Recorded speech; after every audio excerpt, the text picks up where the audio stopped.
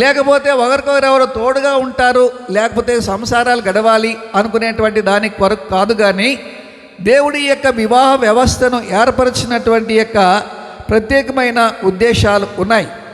అయితే ఆ ఉద్దేశాల్లో ప్రాముఖ్యమైనటువంటివి వివాహము ఘనముగా ఉండాలి అని అంటే, ఈ యొక్క వివాహములో దేవుడు ఏం చేస్తున్నాడు? దేవుని యొక్క ఏర్పాటులో ఆయన జారత్వమానికి కానీ, కల్మషానికి కానీ, వ్యభిచారానికి కానీ, ధనమునకు కానీ ప్రాధాన్యత లేనటువంటి యొక్క వివాహానికి దేవుని అక్కడ ఘనత ఉంటుందని చెప్పాడు.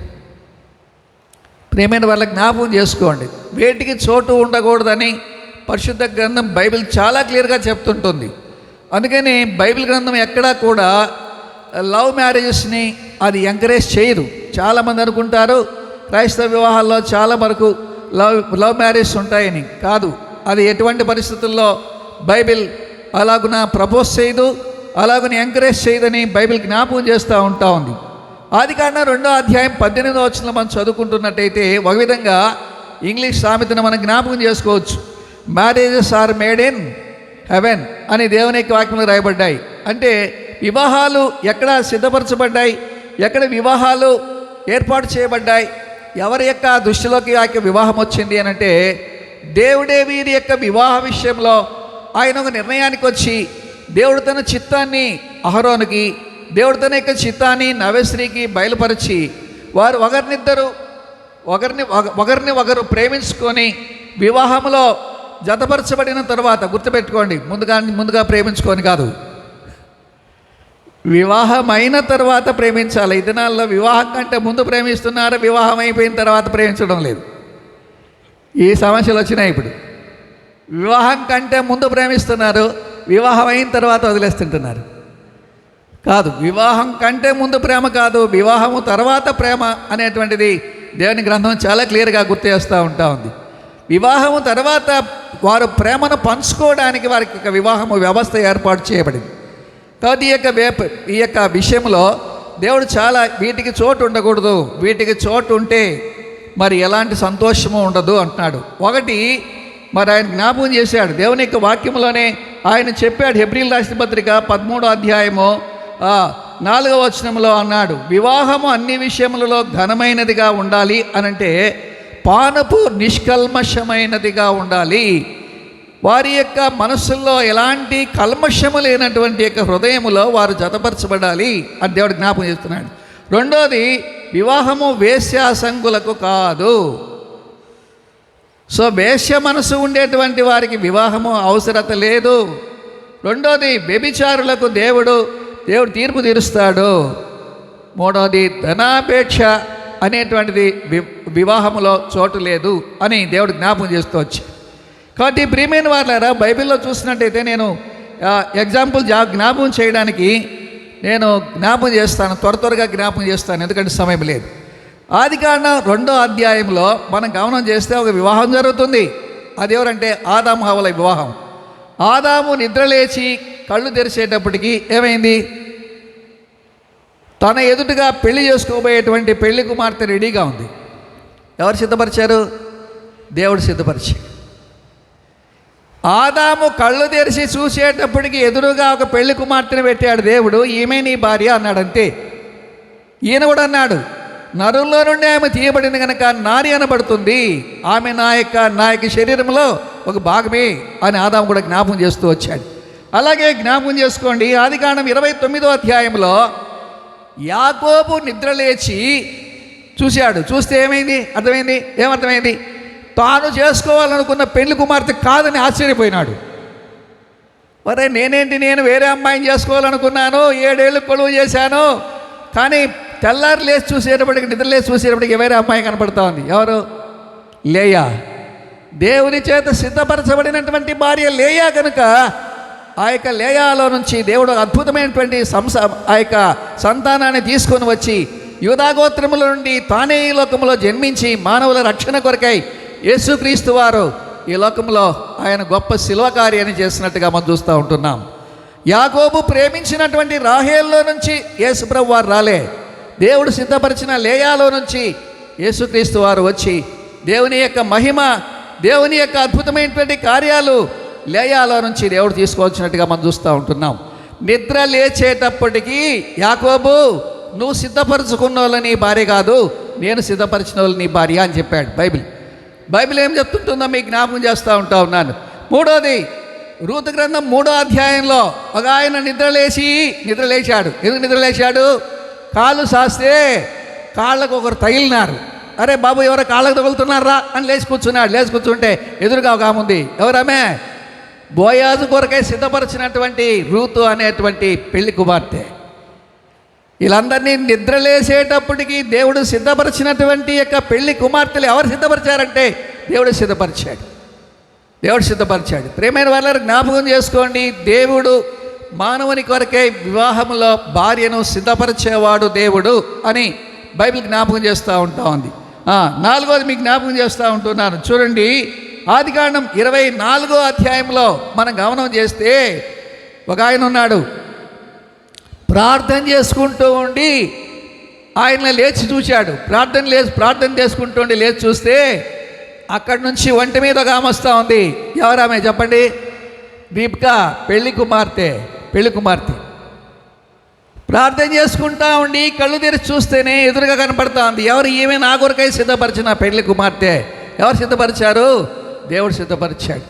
బైబిల్ గ్రంథం చాలా క్లియర్గా జ్ఞాపకం చేస్తుంటుంది, పెళ్లి కుమార్తెలను దేవుడు సిద్ధపరుస్తాడు అనేటువంటి ఒక విషయాన్ని పెళ్లి కుమారుని కొరకు. ఎందుకంటే మొట్టమొదట పెళ్లి చేసినటువంటి ఆయన దేవుడే కనుక ఆదాముకు దేవుడు సిద్ధపరచడం మాత్రమే కాదు, మానవ జాతికి యావత్తుకి కూడా దేవుడు పెళ్లి కుమార్తెను సిద్ధపరిచి పెళ్లిని జరిగించాలని తీర్మానం చేసినటువంటి వాడు దేవుడే.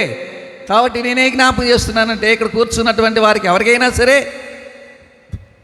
జతపరచబడుతున్న ఈ బిడ్డలిద్దరూ కూడా నేను తలస్తూ ఉంటా ఉన్నాను.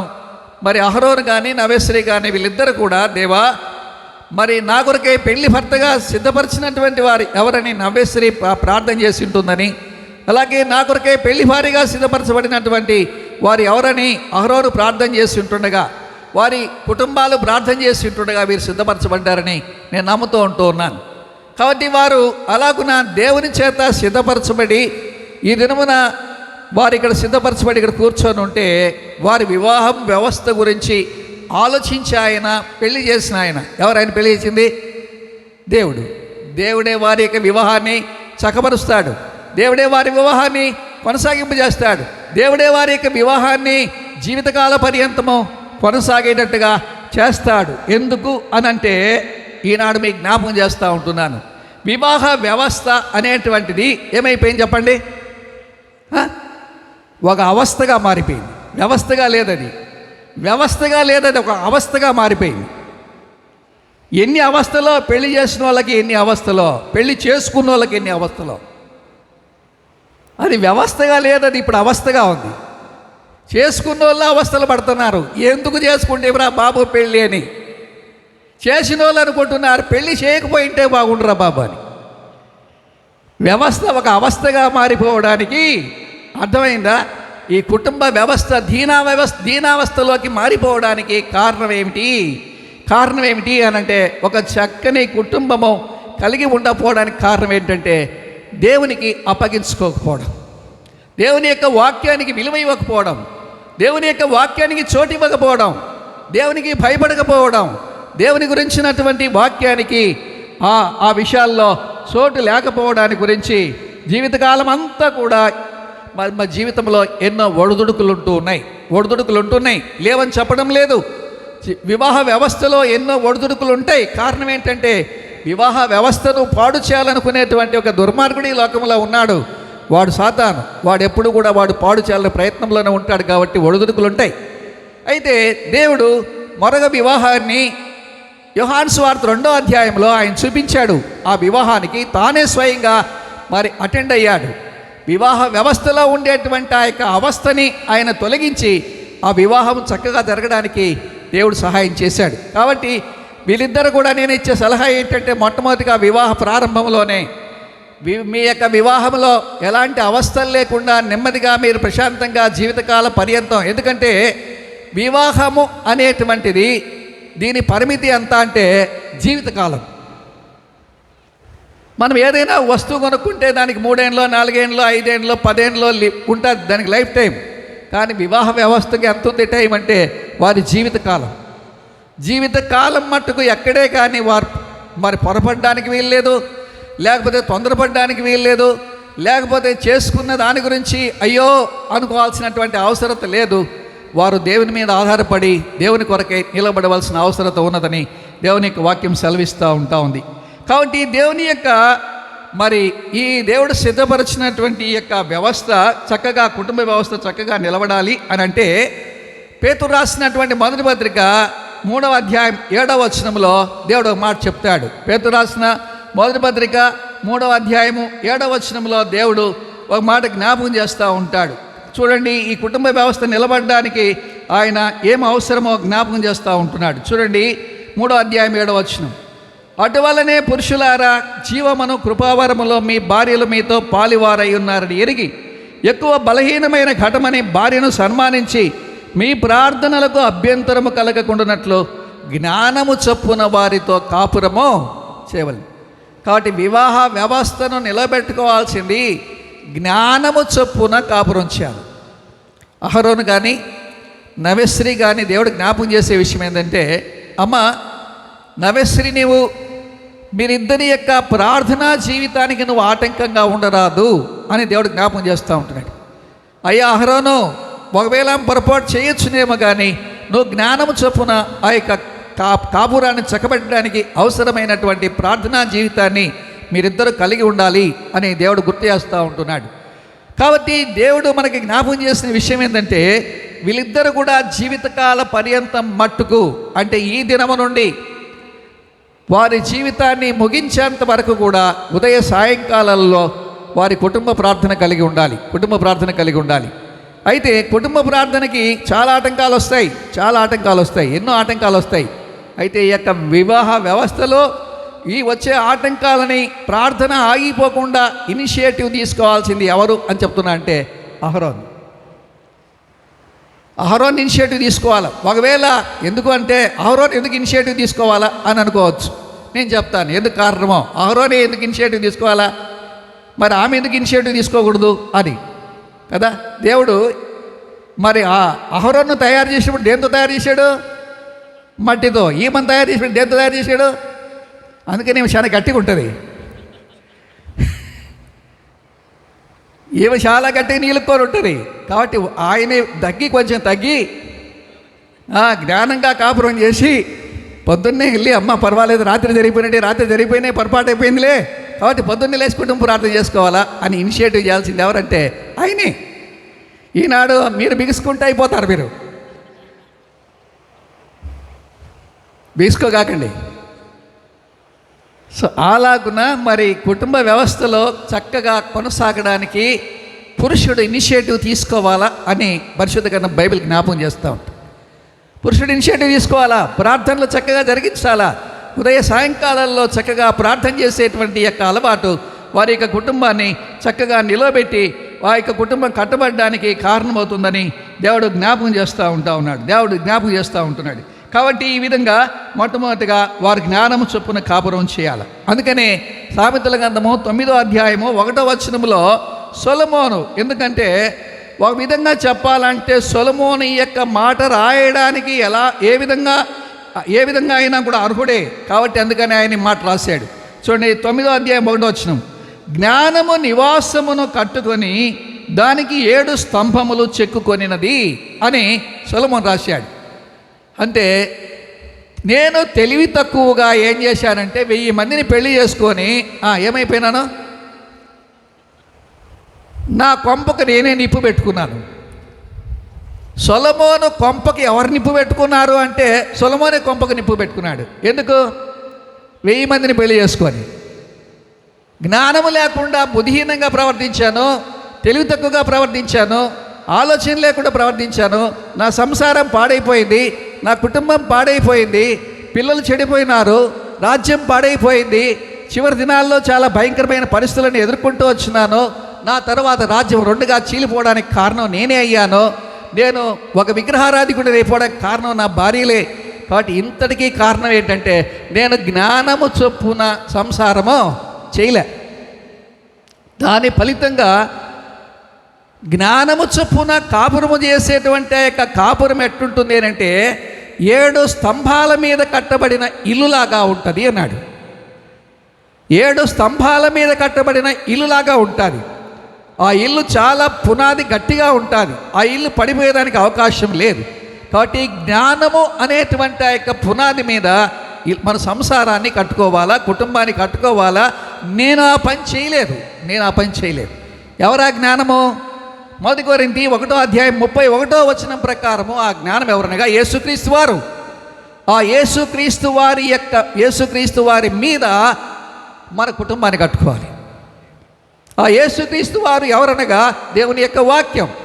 దేవుని యొక్క వాక్యం మీద మన యొక్క కుటుంబాన్ని కట్టుకోవాలి అని దేవుడు జ్ఞాపకం చేస్తూ ఉంటాం. ప్రేమైన వాళ్ళ జ్ఞాపకం చేసుకొని కూర్చున్నటువంటి వారిలో ఎవరైనా ఇంకా యేసుక్రీస్తు వారిని ఎరగని వారు ఉంటే మీకు ఈ యొక్క మధ్యాహ్న కాల సమయంలో మీకు జ్ఞాపకం చేసేటువంటి విషయం ఏంటంటే, యేసుక్రీస్తు లోకరక్షకుడైనటువంటి దేవుడు మానవుల యొక్క పాపము నుండి మానవుని విడిపించడానికి ఆయన లోకానికి వచ్చినటువంటి దేవుడు. మానవుడు 2 రకాల పాపములో చిక్కుబడి ఉన్నాడు, బందీ అయిపోయి ఉంటున్నాడు. పాపములో నుండి బయటికి రాలేనటువంటి మరి అతి భయంకరమైనటువంటి హీన స్థితిలో మానవుడు చిక్కుబడిపోయినటువంటి వాడుగా ఉంటున్నాడు. ఒకటి మానవుని యొక్క జీవితాన్ని పట్టుకున్నది ఒకటి ఏంటంటే జన్మ పాపం. తన జన్మలోనే ఒక పాపాన్ని కలిగి ఉండి మానవుడు జన్మిస్తూ ఉంటున్నాడని దేవుని యొక్క వాక్యము సెలవిస్తూ ఉంటుంది. కీర్తనల గ్రంథము 51వ కీర్తన 5వ వచనంలో మరి కీర్తనాకారుడు దావీదు అంటూ ఉన్నాడు, నా తల్లి గర్భంలో నుండి నేను పాపములోనే ఉద్భవించిన వాడను అని. కాబట్టి పాపములోనే మానవుడు జన్మిస్తూ ఉన్నాడు. అందుకనే మానవుని యొక్క స్వభావం పాపం. మానవుడు పాపము చేస్తున్నాడు కాబట్టి పాపి కాలేదు. మానవుని యొక్క స్వభావం పాప స్వభావం కనుక మానవుడు పాపం చేస్తున్నాడు. పాము కాటేస్తుంది, ఎందుకంటే అది వీలు చిక్కక లేకపోతే ఇరుకుల పరిస్థితుల్లో ఇబ్బంది పడింది కాబట్టి అది పాము కరుస్తుంది అనుకుంటారు చాలామంది. దానికి వీలు దొరకొచ్చి పాము కరుస్తుందని. వీలు దొరక కాదు, నువ్వు పాలు పోసి పెంచినా కానీ ఆ పాము కరుస్తుంది.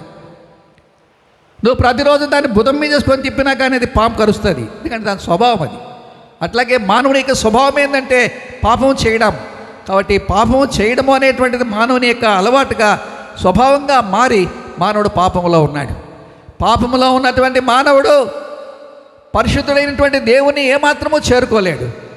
పరిశుద్ధుడైనటువంటి దేవుని చేరుకోవడానికి మానవునికి ఒకటే ఒక మార్గం. ఏ మార్గం అంటే పాపము లేకుండా దేవుని సమీపించడం. పాపము లేకుండా మానవుడు సమీపించడానికి మానవుడు జీవితకాలం అంతా కూడా ప్రయత్నం చేస్తూనే ఉన్నారు. మన చరిత్ర అంతా చెప్తుంది, నేను పాపము చెయ్యని వాడు ఒక్కడు కూడా లేడు. ప్రతి ఒక్కడు కూడా పాపం చేసే ఉన్నాడు, పాపంలోనే ఉన్నారు. కాబట్టి పాపోహం పాప సంభవామి అని జ్ఞాపకం చేయబడుతూ ఉంది. అంటే ప్రతి ఒక్కరు కూడా పాపంలోనే ఉంటా ఉన్నారు. సర్వపాప పరిహారో రక్త ప్రోక్షణం ఆవశ్యకం తద్రక్తం పరమాత్మేన పుణ్యదాన బలియాగం అని జ్ఞాపకం చేయబడుతూ ఉంది. సర్వలోకములో ఉండేటువంటి మానవులందరూ వారి యొక్క పాపము రక్తము చేత పరిహరించబడాలా. ఆ రక్తము పరిశుద్ధుడైనటువంటి దేవుడు మరి ఆ రక్తాన్ని చిందించవలసిన అవసరత ఉన్నదని మన వేద గ్రంథాలు కూడా జ్ఞాపకం చేస్తూ ఉన్నాయి. ప్రియమైన వాళ్ళని జ్ఞాపకం చేసుకోండి. ఈ విధంగా నేను ఒకప్పుడు 1973-74 ప్రాంతాల్లో నేను తెలుసుకోవడానికి కారణం ఈ యొక్క శ్లోకమే. కాబట్టి దశావతారాల్లో ఏ అవతారంలో కూడా మరి ఈ రక్తాన్ని చిందించినటువంటి వాడు లేడు. ఆ రక్తము చిందించిన వాడు ఫైనల్గా చూస్తే బైబిల్లో ఉన్నటువంటి యేసుక్రీస్తు వారు మాత్రమే. మానవుల యొక్క పాపము నిమిత్తమై శిలువ మీద తన ప్రాణములను అర్పించి ఆయన రక్తం కార్చాడు. ఆయన రక్తంలో మానవునికి పాప క్షమాపణ ఉందని బైబిల్ జ్ఞాపకం చేయబడాన్ని బట్టి యేసుక్రీస్తు రక్షకుడని నమ్మడానికి కారణమైంది. కాబట్టి ప్రియమైన వాళ్ళరా, కూర్చున్న వాళ్ళరా జ్ఞాపకం చేసుకోండి, ఈ రక్షకుడైన దేవుడే ఈ ఆదికి మూలం, ఈ సృష్టికి మూలం, ఈ సమస్తాన్ని కలగజేసిన వాడు ఆయనే.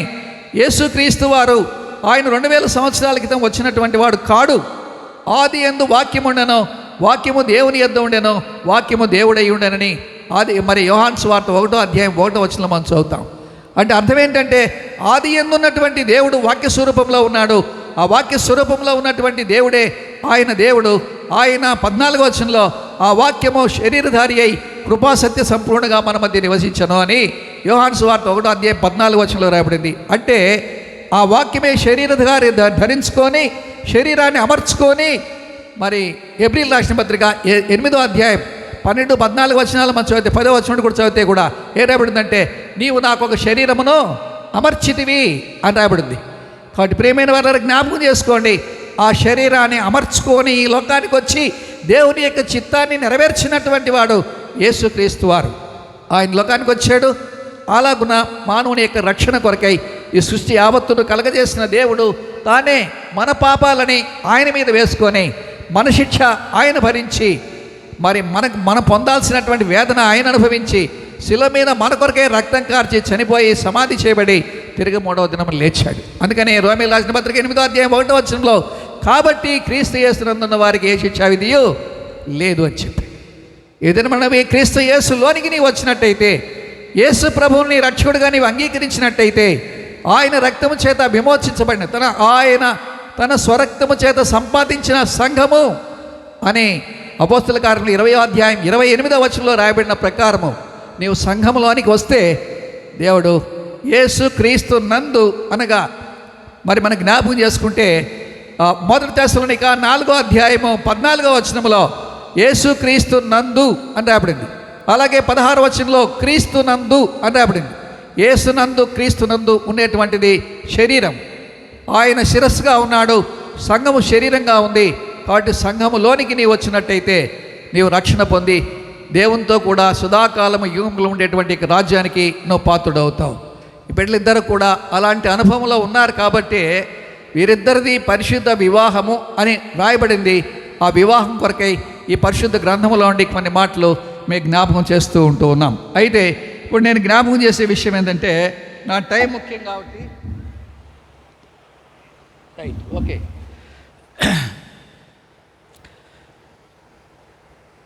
యేసుక్రీస్తు వారు ఆయన మన కొరకై ఈ లోకానికి వచ్చి రక్తాన్ని చిందించి మన పాపముల కొరకై ఆయన శిక్ష అనుభవించినాడు కనుక మనకి ఇక ఏ శిక్ష కూడా లేదు. ఎవరు కూడా అలాంటి శిక్ష అనుభవించవలసిన అవసరత లేదు అని దేవుని యొక్క వాక్యము, పరిశుద్ధ గ్రంథము, బైబిల్ సెలవిస్తూ ఉంది. ఇప్పుడు ఇంతవరకు మనం వింటూ వచ్చినాం, వివాహ వ్యవస్థ అనేటువంటిది ఎలాంటిది, ఎవరు ఏర్పాటు చేశారు, ఎవరు వీళ్ళిద్దరినీ సిద్ధపరిచినారు, ఎవరు వీళ్ళిద్దరినీ ఇక్కడ తీసుకొచ్చి కూర్చోబెట్టారు. జాషువా గారు కాదు, జోసెఫ్ గారు కాదు. వీళ్ళ ఉద్దేశంలో దేవుని యొక్క తలంపు ముందుగానే ఉందని, దేవుని యొక్క వాక్యం అలా చెప్తుందని ఈ బిడ్డలిద్దరూ మొట్టమొదటి గ్రహించాలి. మళ్ళిద్దరినీ కలిపింది దేవుడు, మళ్ళిద్దరినీ జీవితకాల పర్యంతం వివాహములో కొనసాగమని చెప్పింది దేవుడు. కాబట్టి మళ్ళిద్దరినీ జతపరిచింది దేవుని యొక్క వాక్యము, మళ్ళిద్దరం ప్రమాణం చేసుకున్నది దేవుని యొక్క వాక్యం ఆధారంగా. కాబట్టి మన ఇద్దరం కూడా జీవితకాలము కుటుంబంగా కొనసాగాలి అని దేవుడు జ్ఞాపకం చేశాడు. ఎందుకు కుటుంబంగా కొనసాగాలి అంటే, దేవుని యొక్క వాక్యంలో ఒక ప్రాముఖ్యమైన విషయం, వీరిద్దరికీ కూడా నేను చెప్పేటువంటి ఒక ప్రాముఖ్యమైన విషయం.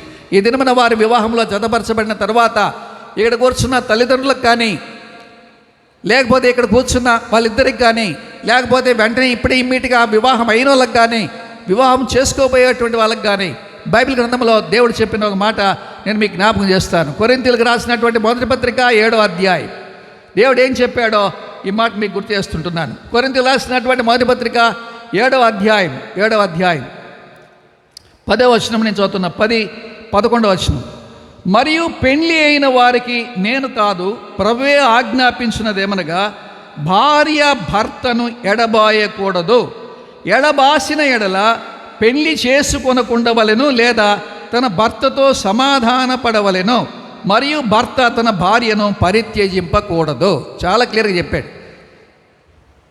ఈ అమ్మగారులకి మీరు ఏమనుకోవద్దండి, అమ్మగారులు అన్నారు, మిమ్మల్ని ఎవరిని కించపరచడం లేదు, నేను ఎవరిని కించపరచడం లేదు. కానీ నేను ఒక మాట చెప్తున్నా, తల్లిదండ్రులకు గుర్తుపెట్టుకోండి, భార్య భర్తను ఏం చేయకూడదు, శారీరకంగా వాళ్ళు ఎక్కువ కాలం ఎడబాసి ఉండకూడదు,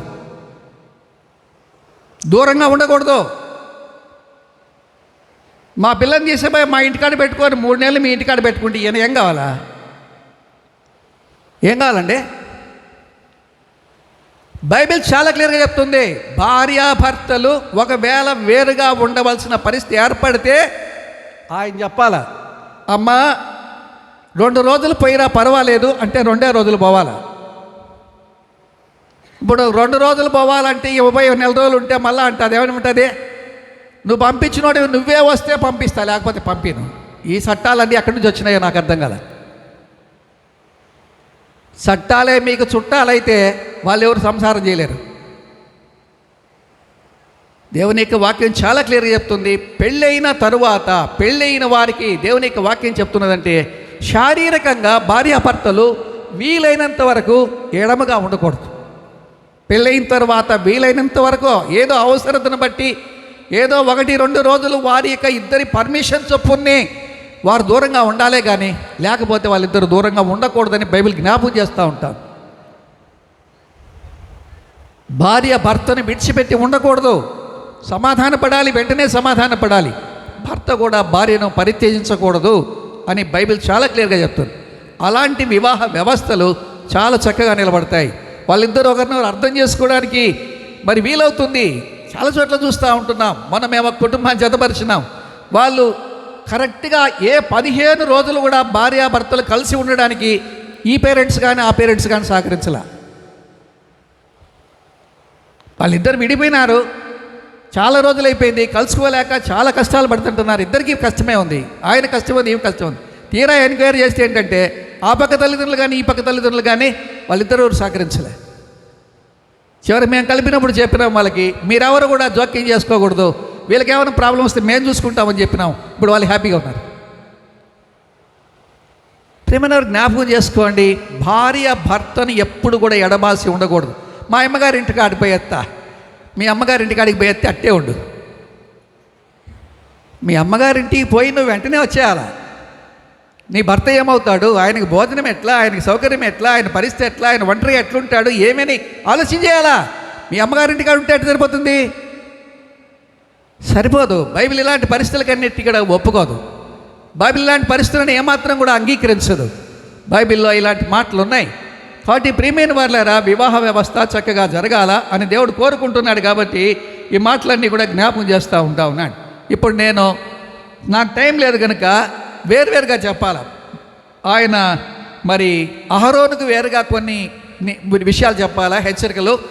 నవేశ్రీ కూడా వేరువేరుగా చెప్పాలా. కానీ నేను అలా చెప్పడానికి నాకు టైం లేదు కాబట్టి ఇద్దరికి కలిసి ఒక 5 మాటలు చెప్తాను, నేను ముగిచ్చేస్తాను. పెళ్ళి ఆయన తర్వాత పెళ్ళి ఆయన చేసేస్తాడు. కానీ చూద్దాం దేవునికి వాక్యంలో ఇద్దరికీ కూడా అవసరమైంది. వివాహం ఎట్లుండాలని మనం చదువుకున్నాను చెప్పండి. వివాహం ఎట్లుండాలా? ఘనంగా ఉండాలి. వివాహం ఘనంగా ఉండాలి.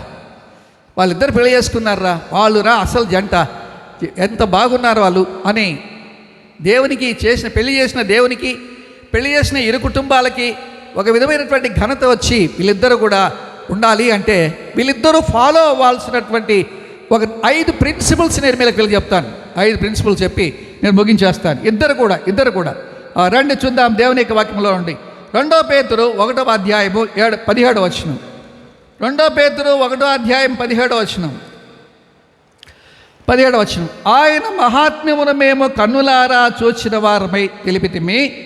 ఈయన నా ప్రియకుమారుడు, ఈయన యందు నేను ఆనందించుచున్నాను అను శబ్దము మహాదివ్య మహిమ నుండి ఆయన యొద్దకు వచ్చినప్పుడు తండ్రి అయిన దేవుని వలన ఘనతయు మహిమయు ఆయన పొందగా.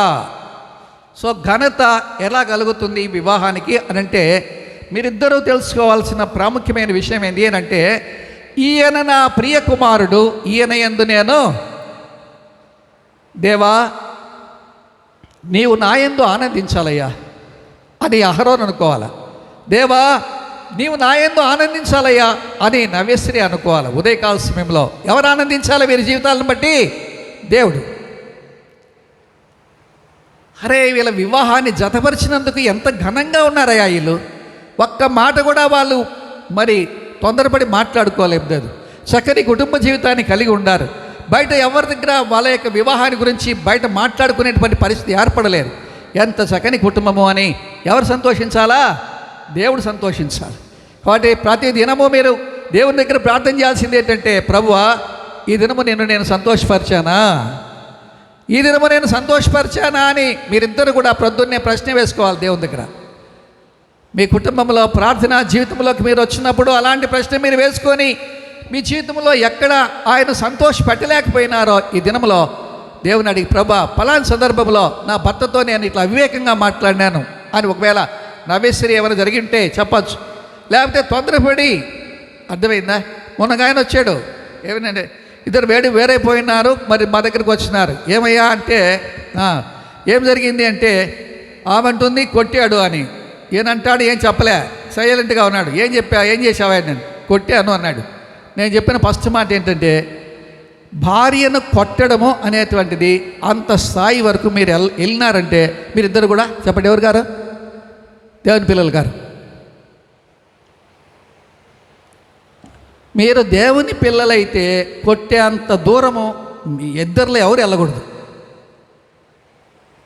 ఆయన కొట్టే అంత దూరం ఏమి తెచ్చుకోకూడదు, అర్థమైందా? ఆయన కూడా కొట్టే అంత దూరం రాకూడదు. ఎందుకంటే దేవుని యొక్క వాక్యం అట్లా ఉంది. ఎందుకంటే ఆయన తన సొంత శరీరము వలె ఆమెను ప్రేమించవలెను అని ఎఫెసీయులకు రాసిన పత్రిక 5వ అధ్యాయంలో పౌలు తన భార్యను సొంత శరీరము వలె పురుషుడు ప్రేమించాలి అని రాబడింది. ఎవరన్నా తన సొంత శరీరాన్ని కొట్టుకునే వాళ్ళు ఉంటారండి? ఎవరన్నా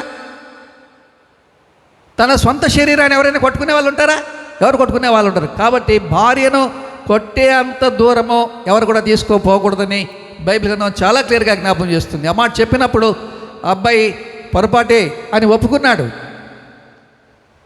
కాబట్టి వాళ్ళిద్దరూ కూడా కలుసుకోవడానికి అవకాశం దేవుడు ఏర్పాటు చేశాడు.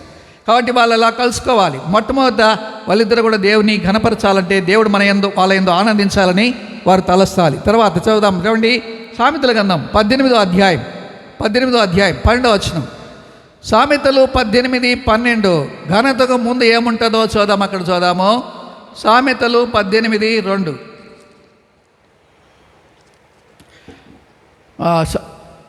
క్షమించండి, 18:12. ఆపత్తు రాకమునుపు నరుని హృదయం అతిశయపడును, ఘనతకు ముందు వినయముండును. ఘనత వివాహము ఘనపరచబడాలి అంటే వీరిద్దరు నేర్చుకోవాల్సిన ఒక విషయం ఏంటంటే వినయము నేర్చుకోవాలి. దేనికి వినయం నేర్చుకోవాలి అని అంటే దేవుని యొక్క వాక్యానికి వినయం నేర్చుకోవాలి. వినయ విధేయతలు దేవుని యొక్క వాక్యానికి కలిగి ఉండాలి. దేవుడు మీతో ఉదయకాల సమయంలో లేఖన భాగంలోంచి మీ ఇద్దరితో మాట్లాడినప్పటికీ, లేకపోతే ఏ దైవజనుడైనా దేవుని యొక్క వాక్యాన్ని మీకు చెప్పినప్పుడు ఖచ్చితంగా దేవుని యొక్క వాక్యానికి మీరు వినయ విధేయతలు చూపించి దానికి లోపడాలి. దానికి మించి మీరు కటువుగా ఉండడానికి వీల్లేదు. అప్పుడే ఆ వివాహానికి ఘనత ఏర్పడుతుంది.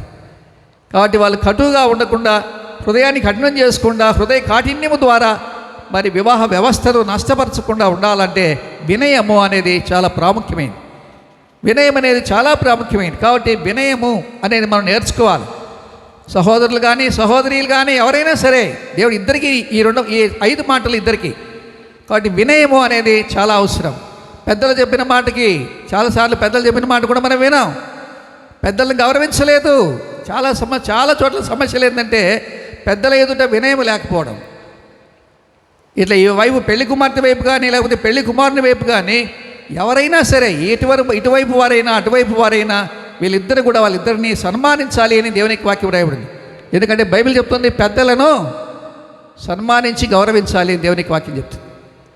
కాబట్టి బైబిల్ ప్రకారం వీళ్ళిద్దరు కూడా సన్మానించాలి, గౌరవించాలి. కాబట్టి వినయము కలిగి ఉండాలి. మూడవది జ్ఞాపకం చేస్తాను. సామెతల గ్రంథం 25:2 వచనం.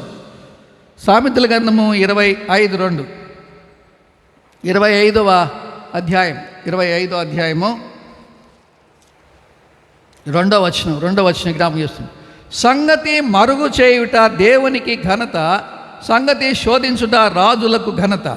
దేవునికి ఘనత ఏంటంటే సంగతిని మరుగు చేయుట అంటే ఏంటంటే సంగతిని దాచిపెట్టుట. మేము ఇద్దరికి జ్ఞాపకం చేసే విషయం ఏంటంటే, మీ ఇద్దరి మధ్య జరిగినటువంటి సంఘటనలు ఎప్పటికీ కూడా మీ ఇద్దరు ఏం చేయాలా? దాచిపెట్టాలండి. మీ ఇద్దరి మధ్యనే ఉండాలి. ఇవి దాచిపెట్టకపోవడం వల్లనే ఇప్పుడు అన్ని సమస్యలు. ఎందుకు? ముందు జాషువన్నకు జోసెఫ్ అన్నకు ఇద్దరికి చెప్పాల్సింది ఏంటంటే ఇద్దరు సెల్ ఫోన్లు 2 బీకేయండి అని. వెంటనే ఫోన్లు చేసేస్తారు. ఫోన్లు చేయొద్దండి. మీ ఇద్దరికి చెప్పే విషయం ఏంటంటే, మీరిద్దరు మాట్లాడుకోండి. ఏదో జరిగింటాయి, భార్య భర్తల మధ్య ఎన్నో విషయాలు జరుగుతుంటాయి, ఎన్నో విషయాలు పొరపచ్చాలు వస్తూ ఉంటాయి. పొరపచ్చాలు రానటువంటి వాళ్ళు, లేకపోతే భార్యాభర్తలు ఎదురు మాట్లాడుకోని వాళ్ళు, లేకపోతే ఏమీ సంగతులు జరగనటువంటి వారు ఒక్కరైనా ఇక్కడ ఉన్నారంటే నేను ఒప్పుకోను. ఏదోటి వస్తూనే ఉంటాయి, రాకుండా ఉండవు. అయితే దేవుడు ఏం జ్ఞాపకం చేస్తున్నా అంటే, అవి బయటికి పోకూడదు, వాళ్ళిద్దరి మధ్యనే అయిపోవాలి. వాళ్ళిద్దరి మధ్యనే అయిపోతే అది ఆ గంటలో ఆగిపోతాయి, లేకపోతే ఆ సాయంకాలానికి ఆగిపోతాయి. అంతేగాని అవి బయటికి వెళ్ళిపోయినాయంటే సాగిపోయి సాగిపోయి సాగిపోయి సాగిపోయి సంవత్సరాల తరబడి సాగిపోయి కుటుంబం దూరం అయిపోయేటువంటి పరిస్థితి ఏర్పడుతుంది. కాబట్టి వాళ్ళిద్దరు కూడా సంగతులను దాచిపెట్టాలి, తొందరపడాలి. నేను ఇంకా చెప్పేది విషయం ఏంటంటే, పొరపాటున కూడా నేను మీకు ఇద్దరికి ఇచ్చే సలహా ఏంటంటే, ఆరోనో ఎప్పుడు కూడా వీళ్ళ ఇంటి వాళ్ళని ఎప్పుడు విమర్శించగాకు. విమర్శించినామంటే అయిపోయినట్టే, నీ పని అయిపోయినట్టే, క్లోజ్. ఏమ్మా నువ్వు కూడా అంతే, పొరపాటున వాళ్ళ ఇంటి వాళ్ళని ఆయన విమర్శించు, ప్రాబ్లం లేదులే. వాళ్ళ ఇంటి వాళ్ళని విమర్శించినామంటే అయిపోయినట్టే. ఈనాడు సమస్య ఏంటంటే, ఎత్తుతానే ఉంది, మీ అమ్మ మంచిదా అంటే అయిపోయింది, క్లోజ్. వాళ్ళమ్మ మంచిది కాదు, వీళ్ళమ్మ మంచిది కాదు, మీ అమ్మ మంచిదా, మా అమ్మ మంచిది, ఇదే గొడవ.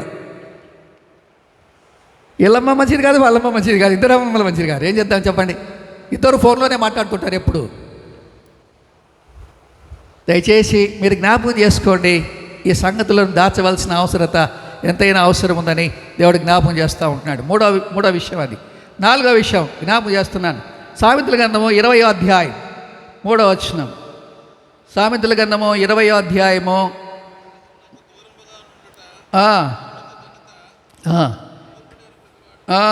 చూడ, కలహమునకు ఎట్లుండాలంట? కలహమునకు దూరముగా ఉండుట నరులకు ఘనత. నరులకు ఘనత. దేనికి దూరంగా ఉండాలా? కలహానికి, కొట్లాటకి వీలైనంత వరకు, అంటే ఆ స్టేజ్కి వెళ్ళిపోయేంతగా మాటలు రెచ్చిపోయి మాట్లాడుకోవడం అనేది పొరపాటు. అది ఘనత కలగదు. కలహించుకోవడము అనేటువంటిది ఘనత కలగదు. అందుకనే అన్నాడు, పెళ్ళైనట్టు ఒక ఆయన ఇట్లాంటి నాలాగా వాక్యం చెప్పాను ఒక ఆయన చెప్తా అని చెప్పినా అంట. అర్థమైందా? పెళ్ళైన మొదటి సంవత్సరంలో ఎక్కడుంటాయి కేకలు? చెప్పండి, ఎక్కడుంటాయి కేకలు? లోపల రూములోకే వినపడుతుంటాయి. పెళ్ళైన మొదటి సంవత్సరం రూములోకే వినపడుతుంటాయి అన్నమాట. పెళ్ళైన 2వ సంవత్సరం ఎక్కడికి వినపడతాయి? రూమ్ బయటికి వినపడతాయి. పెళ్ళైన 3వ సంవత్సరం ఎక్కడికి వినపడతాయి? ఈదులోకి వినపడతాయి. పెళ్ళైన 4వ సంవత్సరం తర్వాత మొత్తం ఊరికి అందరికీ తెలిసిపోతుంది.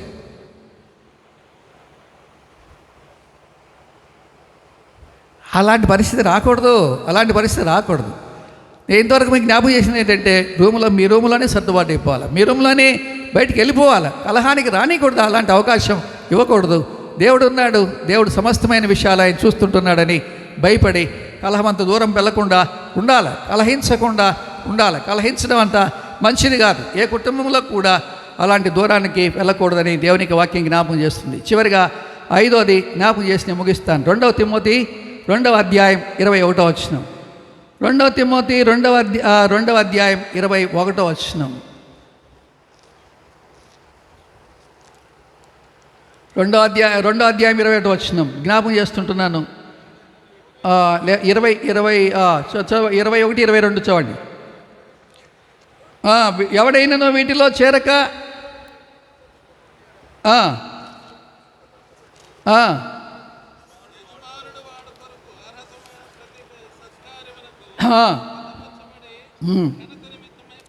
ఘనత నిమిత్తమైన పాత్ర అయి ఉండును. ఎప్పుడు చదవండి. యవనేచ్ఛల నుండి పారిపోము, పవిత్ర హృదయులై ప్రభువునకు ప్రార్థన చేయి వారితో కూడా నీతిని, విశ్వాసమును, ప్రేమను, సమాధానమును వెంటాడుము. కాబట్టి ప్రియమైన యవనస్తులారా, యవన కాలంలో వివాహంలో మీరు జతపరుచున్న బిడ్డలకి దేవుడు మీకు జ్ఞాపకం చేస్తున్న విషయం ఏంటి అని అంటే, దేవుడు మీరు ఘనత నిమిత్తమైనటువంటి పాత్రలుగా మీరు ఉండాలి అంటే ఈ 4 మీరు కలిగి ఉండడానికి ప్రయత్నం చేయండి. నీతిని, విశ్వాసమును, ప్రేమను, సమాధానమును వెంటాడుము. ఇవి కావాలయ్యా మా జీవితంలో. మా జీవితంలో ఏముండాలా? నీతి ఉండాలా, వివాహ సంబంధమైన నీతి, ఇది నాలో వివాహ సంబంధమైన నీతిని చాలామంది కోల్పోతుంటూ ఉన్నారు. ప్రియమైన వారా, జ్ఞాపకం చేసుకోండి. వివాహ విషయంలో ఉండేటువంటి నీతి ఏంటి అంటే పవిత్రత. పవిత్రత కంటే మించిన నీతి లేదు. తన భార్యను కాకుండా భర్త వేరే వాళ్ళని ఎరగకూడదు. వాళ్ళని కనీసము మోహపు చూపుతో కూడా చూడకూడదని బైబిల్ జ్ఞాపకం చేస్తుంది. పవిత్రత అనేది వివాహంలో చాలా గొప్పది. దాని కొరకు ఇద్దరు కూడా చాలా ప్రయాసపడాలి. అలాగే ఈమె కూడా అంతే. పవిత్రత అనేటువంటిది మాటలతో సహా ప్రతి దాంట్లో కూడా ఆ పవిత్రతని ఇద్దరు కూడా కాపాడుకోవాల్సిన అవసరత ఉంది. నీతి అంటే వివాహంలో నీతి ఏంటంటే పవిత్రత. ఆ పవిత్రతని ఇద్దరు కూడా కాపాడుకోవాలి. రెండోది విశ్వాసం. ఒకరి ఎడల ఒకరికి విశ్వాసం. ఒకరికి విశ్వాసం అంటే ఏంటంటే ఎన్ని పరిస్థితులని హృదయంలో ఎన్ని రకాలుగా ఉండినప్పటికీ కూడా ఒకరి మీద ఒకరికి విశ్వాసం ఉండాలి. ఈమె మాటల మీద అనగా నవ్యశ్రీ మాటలని అహరోను నమ్మాలి. అలాగే అహరోను యొక్క మాటల్ని నవ్యశ్రీ నమ్మాలి.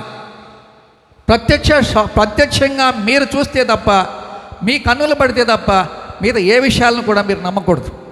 ఎవరు చెప్పిన మాటలను కూడా నమ్మకూడదు. మీ ఇద్దరి మీద ఒకరి మీద విశ్వాసాన్ని ఒకరు పోగొట్టుకోకూడదు. అలాగే ప్రేమ కలిగి ఉండాలా. ఒకరి మీద ఒకరికి ప్రేమ కలిగి ఉండాలి. ప్రేమ సమస్త దోషములను కప్పునని పేతురు రాసిన పత్రికలో మొదటి పత్రికలో మనకి జ్ఞాపకం చేసుకుంటాం. లాస్ట్గా 4వది ఏంటంటే సమాధానం. మీ ఇద్దరి మధ్య జీవితకాల పర్యంతం సమాధానం ఉండాలా. చక్కని కుటుంబ జీవితాన్ని కలిగి ఉండాలి. ఈ 5 హెచ్చరికలు మీరు కలిగి ఉండండి. చక్కని కుటుంబ జీవితాన్ని కట్టుకోండి.